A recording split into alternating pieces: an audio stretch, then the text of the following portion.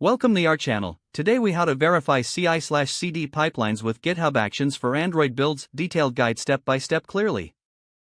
To verify CI/CD pipelines with GitHub Actions for Android builds, begin by creating. Ensure your Android project is set up correctly and has a valid build.gradle file. Open the Actions tab in your GitHub repository. GitHub will suggest workflow templates.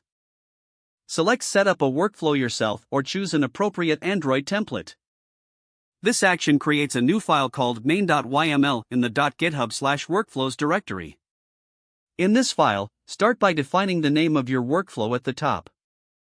Next, specify the trigger for your workflow. Common triggers include push and pull_request.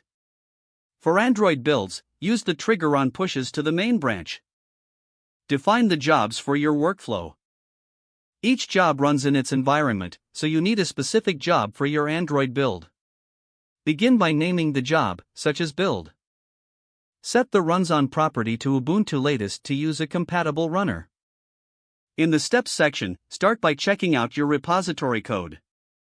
Add the step, uses, actions/checkout at v2. Next, set up the Java development kit by using the actions/setupjava action. Specify the Java version suitable for your Android project. Add a step to install dependencies using Gradle. You can run the command./gradlu build.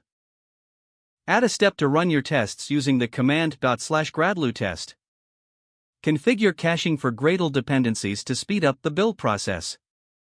Use the actions/cache action for this purpose. Set the cache key according to your project's requirements. Ensure the cache path is set to the Gradle wrappers directory. After you finish defining the steps, save your changes.